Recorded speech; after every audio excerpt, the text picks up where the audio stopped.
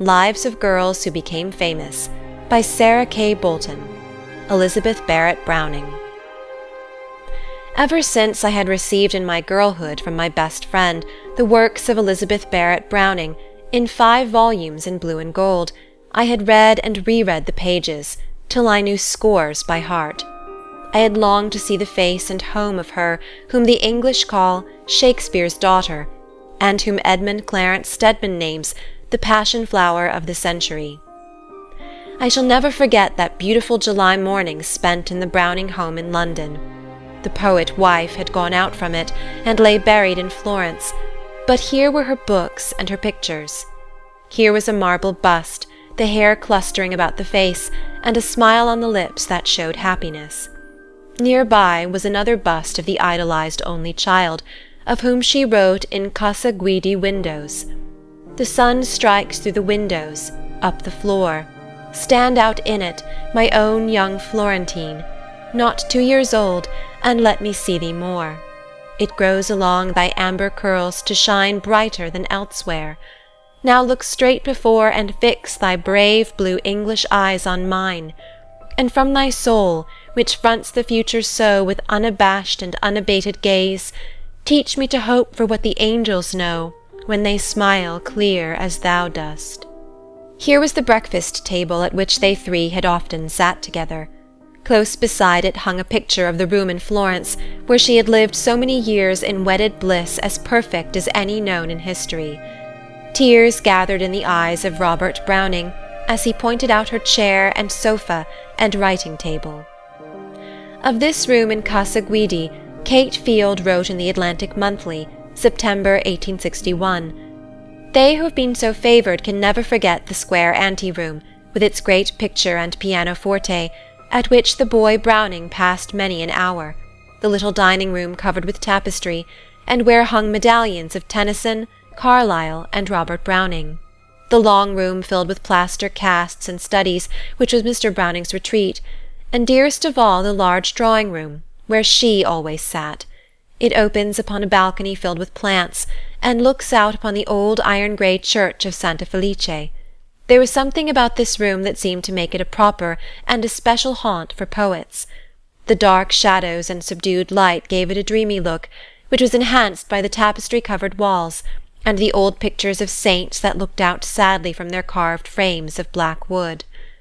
Large bookcases, constructed of specimens of Florentine carving selected by Mr. Browning, were brimming over with wise-looking books. Tables were covered with more gaily bound volumes, the gifts of brother authors. Dante's grave profile, a cast of Keats's face and brow taken after death, a pen-and-ink sketch of Tennyson, the genial face of John Kenyon, Mrs. Browning's good friend and relative, little paintings of the boy Browning, all attracted the eye in turn, and gave rise to 1,000 musings. But the glory of all, and that which sanctified all, was seated in a low armchair near the door. A small table, strewn with writing materials, books and newspapers, was always by her side. Then Mr. Browning, in the London home, showed us the room where he writes, containing his library and hers. The books are on simple shelves, choice, and many very old and rare. Here are her books, many in Greek and Hebrew. In the Greek I saw her notes on the margin in Hebrew, and in the Hebrew she had written her marginal notes in Greek. Here also are the 5 volumes of her writings, in blue and gold. The small table at which she wrote still stands beside the larger where her husband composes. His table is covered with letters and papers and books. Hers stands there unused, because it is a constant reminder of those companionable years when they worked together. Close by hangs a picture of the young Florentine, Robert Barrett Browning, now grown to manhood, an artist already famed. He has a refined face, as he sits in artist garb before his easel, sketching in a peasant's house. The beloved poet who wrote at the little table is endeared to all the world. Born in 1809, in the county of Durham, the daughter of wealthy parents, she passed her early years partly in the country in Herefordshire, and partly in the city. That she loved the country with its wild flowers and woods, her poem The Lost Bower plainly shows. Green the land is where my daily steps in jocund childhood played, dimpled close with hill and valley, dappled very close with shade, summer snow of apple blossoms running up from glade to glade. But the wood all close and clenching, bough in bough and root in root, no more sky for overbranching, at your head than at your foot. O the wood drew me within it, by a glamour past dispute. But my childish heart beat stronger than those thickets dared to grow. I could pierce them, I could longer travel on, methought, than so. Sheep for sheep paths, braver children climb and creep where they would go. Tall the linden tree, and near it an old hawthorn also grew, and wood ivy like a spirit hovered dimly round the two, shaping thence that bower of beauty which I sing of thus to you. And the ivy veined and glossy was enwrought with eglantine, and the wild hop fibred closely, and the large-leaved columbine, arch of door and window mullion, did right sylvanly entwine. I have lost, oh many a pleasure, many a hope and many a power, studious health and merry leisure, the first dew on the first flower, but the first of all my losses was the losing of the bower. Is the bower lost then? Who saith that the bower indeed is lost? Hark! My spirit in it prayeth through the sunshine and the frost, and the prayer preserves it greenly, to the last and uttermost.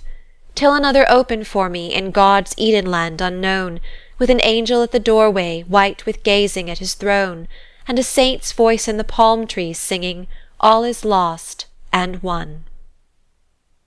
Elizabeth Barrett wrote poems at 10, and when 17, published an essay on mind and other poems. The essay was after the manner of Pope, and though showing good knowledge of Plato and Bacon, did not find favour with the critics.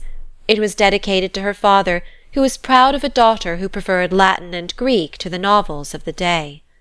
Her teacher was the blind Hugh Stuart Boyd, whom she praises in her Wine of Cyprus. Then what golden hours were for us, while we sat together there! O our Aeschylus the thunderous, how he drove the bolted breath through the cloud to wedge it ponderous in the gnarled oak beneath!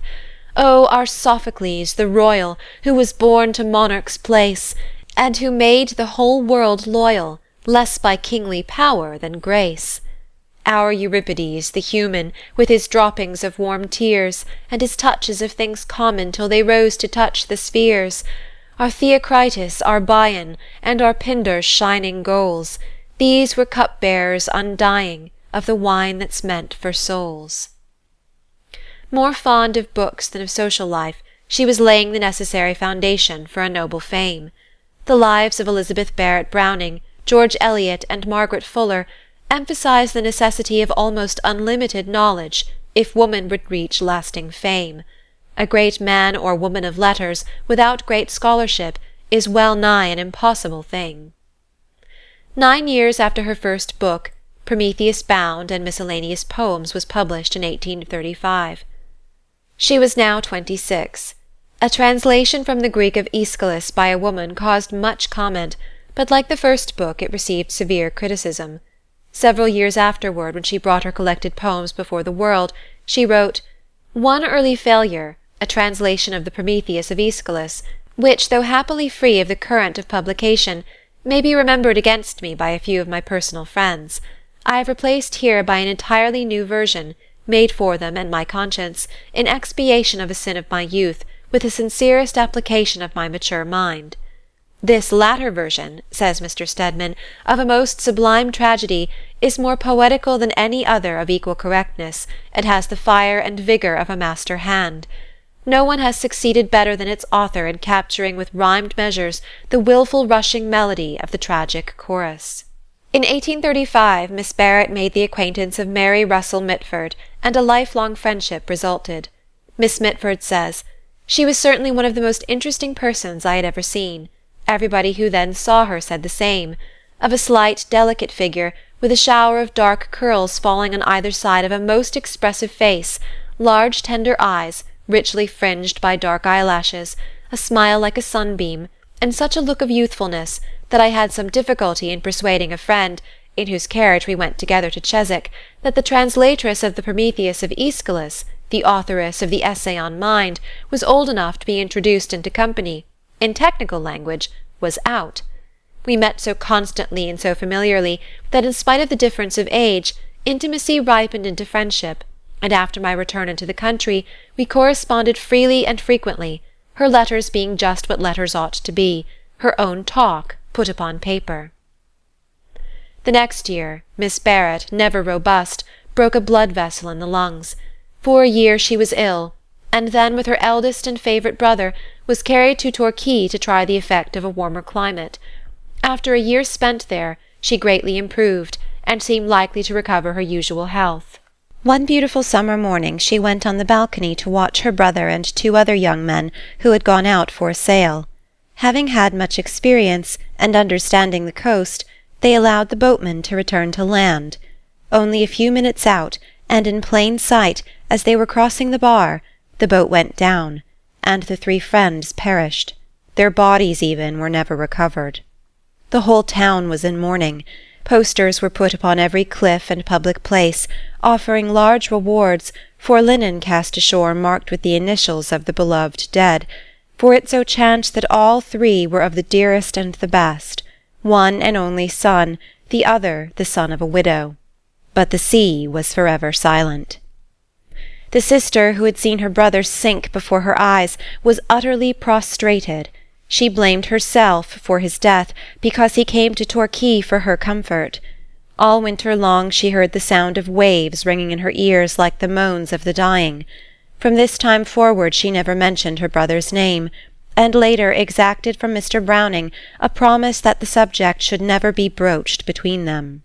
The following year she was removed to London in an invalid carriage, journeying 20 miles a day, and then for 7 years, in a large darkened room, lying much of the time upon her couch, and seeing only a few most intimate friends, the frail woman lived and wrote.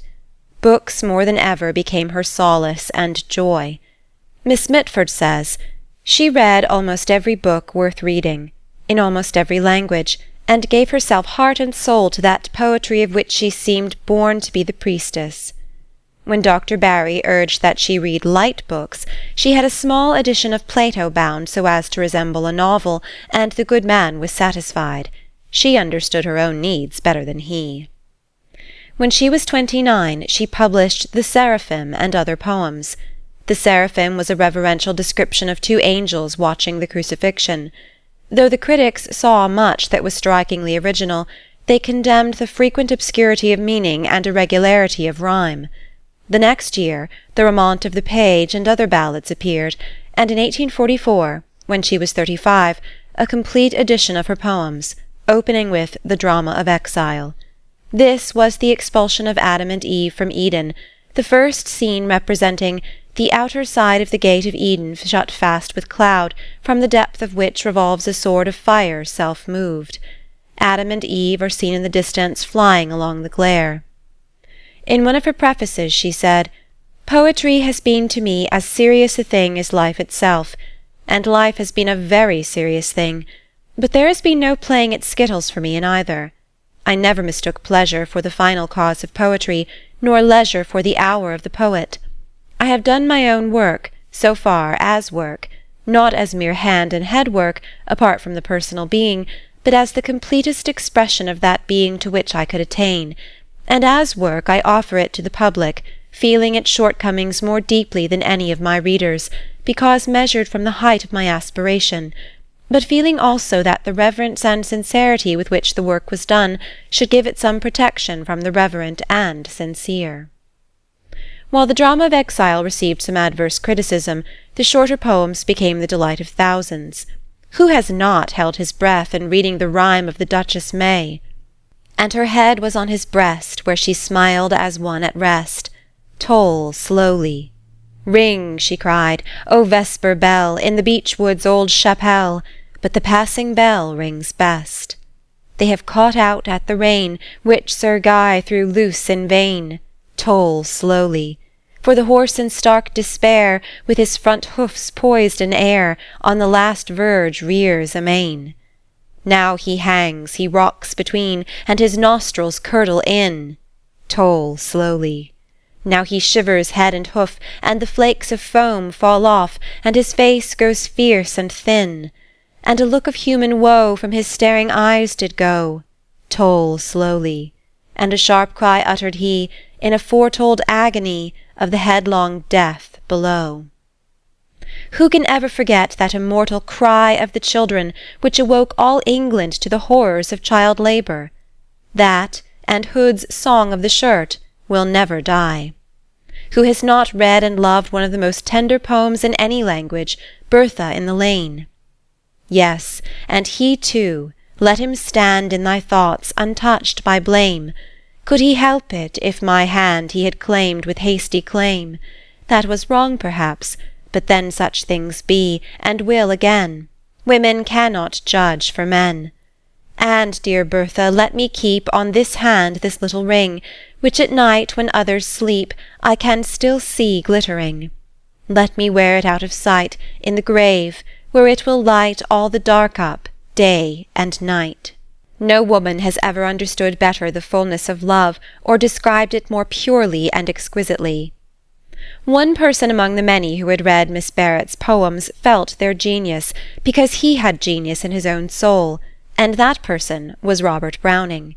That she admired his poetic work was shown in Lady Geraldine's courtship, when Bertram reads to his lady-love.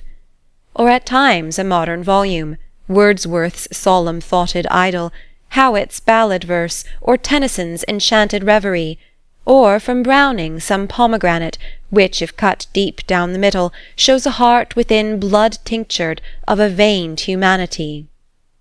Mr. Browning determined to meet the unknown singer. Years later he told the story to Elizabeth C. Kinney, when she had gone with the happy husband and wife on a day excursion from Florence.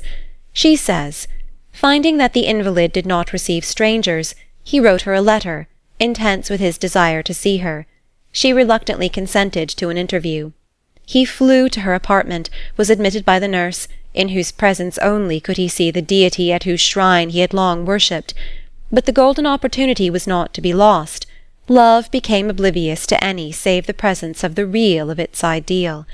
Then and there Robert Browning poured his impassioned soul into hers, though his tale of love seemed only an enthusiast's dream. Infirmity had hitherto so hedged her about that she deemed herself forever protected from all assaults of love.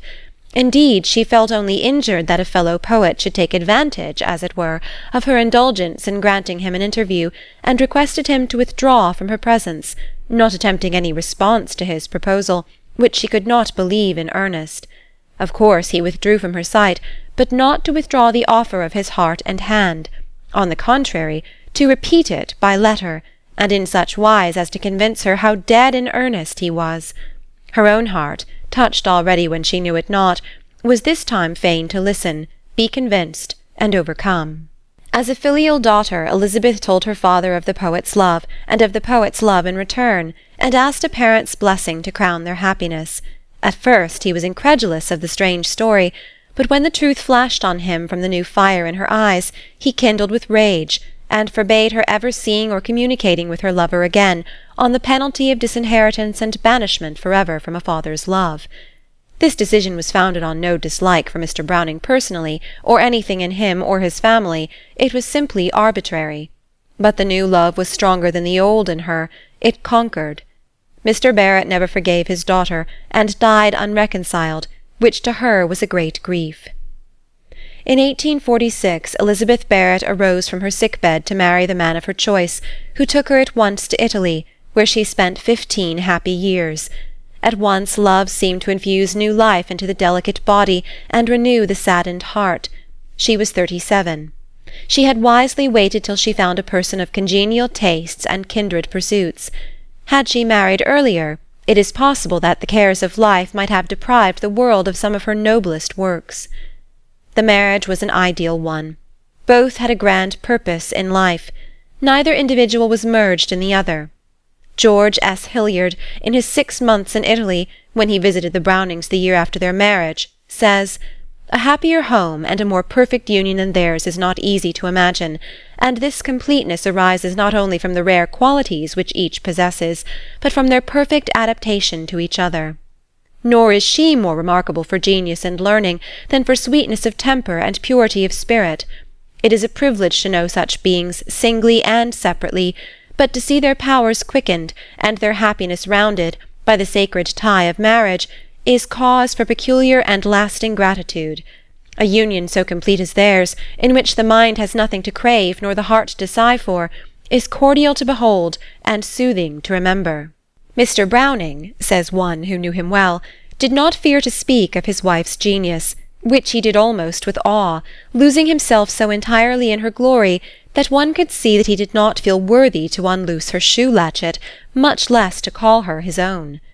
When mothers teach their daughters to cultivate their minds as did Mrs. Browning, as well as to emulate her sweetness of temper, then will men venerate women for both mental and moral power. A love that has reverence for its foundation knows no change. Mrs. Browning's conversation was most interesting. She never made an insignificant remark. All that she said was always worth hearing. A greater compliment could not be paid her. She was a most conscientious listener, giving you her mind and heart as well as her magnetic eyes. Persons were never her theme, unless public characters were under discussion or friends were to be praised. One never dreamed of frivolities in Mrs. Browning's presence, and gossip felt itself out of place. Yourself, not herself, was always a pleasant subject to her, calling out all her best sympathies in joy, and yet more in sorrow. Books and humanity, great deeds, and above all politics, which include all the grand questions of the day, were foremost in her thoughts, and therefore oftenest on her lips. I speak not of religion, for with her everything was religion.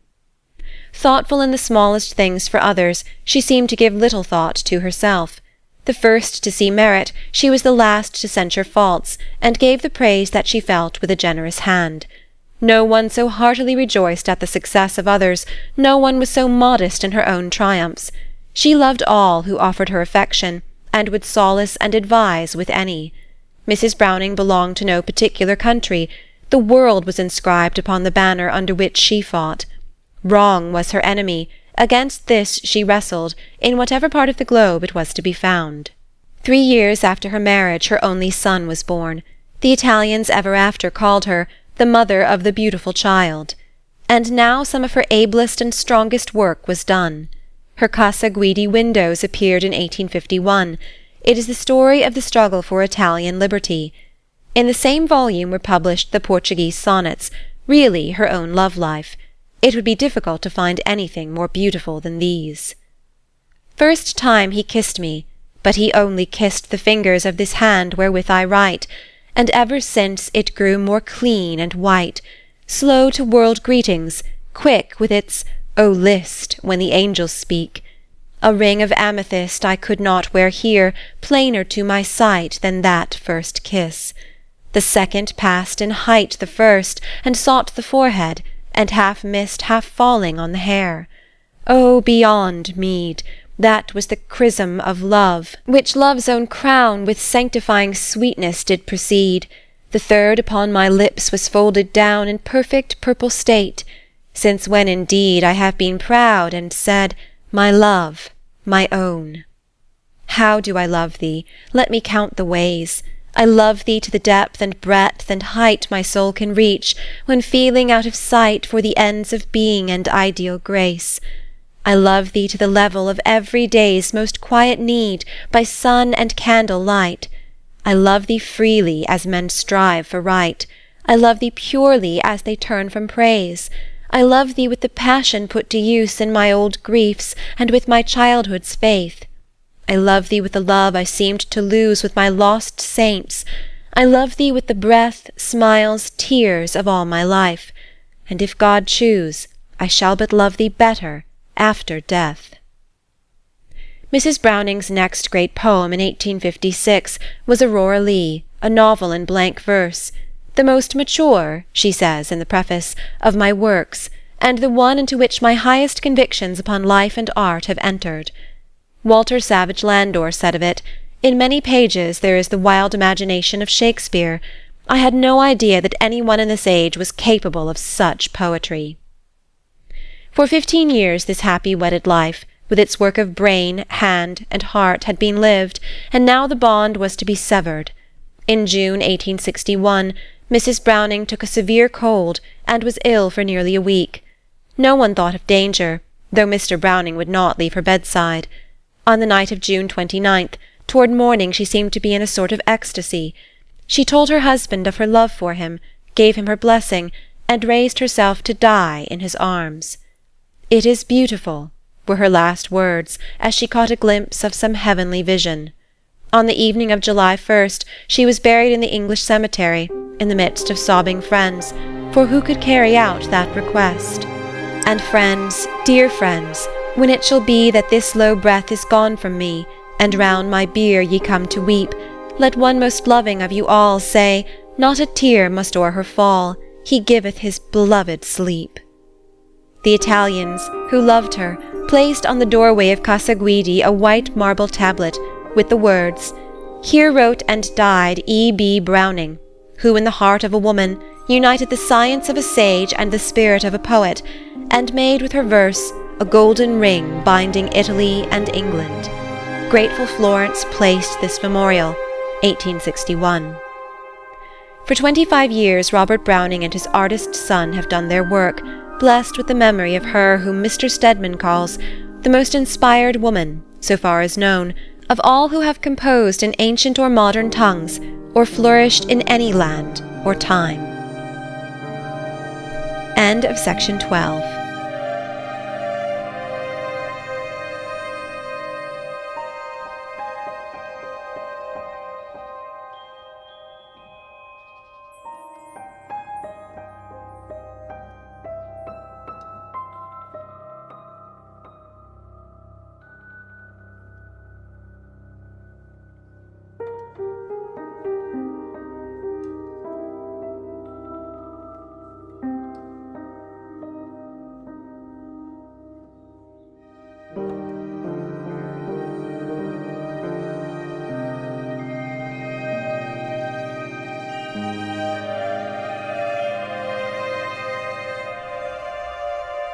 Thank you.